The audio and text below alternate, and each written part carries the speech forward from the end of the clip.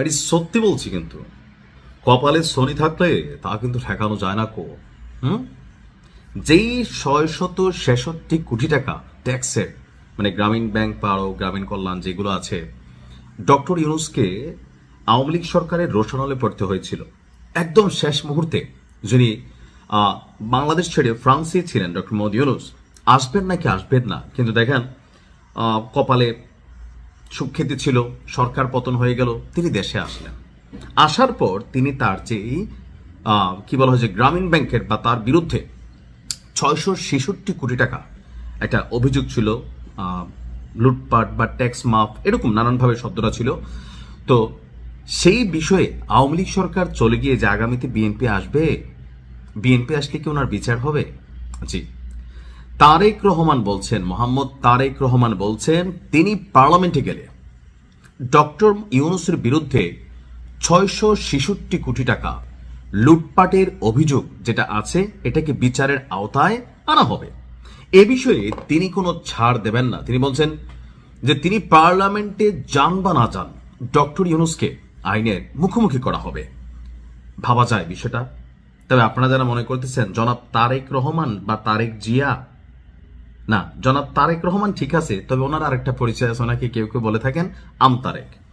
স্বতন্ত্র প্রার্থী হিসেবে তিনি কাজ করছেন। এবারে নির্বাচনী জনসংযোগে ঢাকা 12 আসনের তিনি মনোনীত সংসদ সদস্য পদপ্রার্থী মোহাম্মদ তারেক আমজনতা দলের সদস্য সচিব, তিনি এই কথাগুলো বলছেন। আর আওয়ামী লীগ ক্ষমতা থেকে পড়ার পর বাংলাদেশে যে কয়েকজন ছেলে খুব সাহস নিয়ে এই বর্তমান সরকারের বিরুদ্ধে কথা বলে, অথবা ধরেন এনসিপি বা আরো বিভিন্ন ইস্যুতে কথা বলে, কেউ কেউ তাকে বিএনপির চালাচামুন্ডা বলেন, কেউ কেউ ভাবেন যে তিনি মানে বিএনপির পক্ষেই কাজ করছেন, বাট তিনি রাজনীতিভাবে হয়তো আলাদা একটা দল তৈরি করেছেন। কিন্তু সরকার পতনের পর থেকে তিনি তারেক জিয়ার খুব ঘনিষ্ঠ বা কাছাকাছি। যখন জনাব তারেক রহমান বাংলাদেশে আসলেন গেল কয়েক মাস আগে, তখনও এই আমতারেক তিনিও জনাব তারেক জিয়ার সাথে দেখা করার সুযোগ পেয়েছেন বা সেই মঞ্চে যাওয়ার সুযোগ পেয়েছেন। এ নিয়ে নানান আলোচনা সমালোচনা আছে। তো সেই জায়গা থেকে নানান ধরনের বক্তব্য তিনি বিভিন্ন সময় দেন, এমনকি ডক্টর ইউনূস সরকারকে নিয়েও নানান ধরনের প্রতিবাদে তিনি অলওয়েজ সোচ্চার। তো হঠাৎ করে সেই তারেক আমতারেক বা জনাব তারেক রহমান, অনেকে আমতারেক বলেন, তাকে আমের ব্যবসা করেন কিন্তু এই কারণে আমতারেক বলেন, তো তিনি মনে করছেন ডক্টর ইউনূসের যে 666 কোটি টাকা এই সরকারে তিনি প্রধান হওয়ার পরে নিজের টাকাগুলা টেকনিক্যালি মামলা খারিজ হয়ে গেল, বা গ্রামীণ ব্যাংকেও আরো বেশ কিছু সুযোগ সুবিধা দেওয়া হলো, আরো বেশ কিছু লাইসেন্স নেওয়া হলো, ইউনিভার্সিটি, জনশক্তি, অনেক কিছু।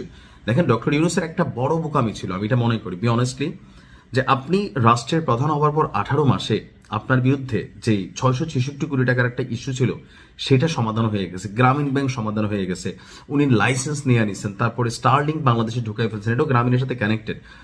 তো দেখেন উনি যতটুকু হিউজ সুযোগ সুবিধা পেয়েছেন, রাষ্ট্রীয় মান মর্যাদা সম্মান, দেশে বিদেশে সফর, খানা পিনা,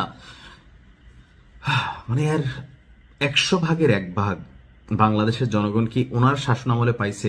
পায় নাই। তবে আমার মনে হয় যে বিষয়টা কষ্টকর। কেন কষ্টকর ওনারা বিচার করা? কারণ দল হিসাবে বিএনপি বা জামাত ইসলাম যারাই ক্ষমতাতে আসুক, তারা ডক্টর ইউনূসকে এভাবে বিচারের মুখোমুখি করবে এটা আমার মনে হয় না। বলে কেন মনে হয় না? এটা মনে হয় না ভাই, কারণ এলিটদের মধ্যে একটা খেলা আছে। তো যদি আওয়ামী লীগ কখনো আসে, 50 বছর পরে আসুক, তিনি যদি জীবিত থাকেন ডক্টর ইউনূস, ওনারা না পাইলে ওনার গ্রামীণ ব্যাংকে আওয়ামী লীগ সাইজ করবে, কারণ গ্রামীণ ব্যাংকে সাইজ করারও চেষ্টা করা হয়েছিল। তো তারেক রহমান যে সকল কথা বলছেন, তিনি যদি এমপি হন আর কি, এখন তিনি এমপি হলেও সংসদে কথা বলবে, এটাও সঠিক। সেখান থেকে আবার কোন দিকে কি মন নেয় দেখা যাক কি হয়। ভালো থাকুন।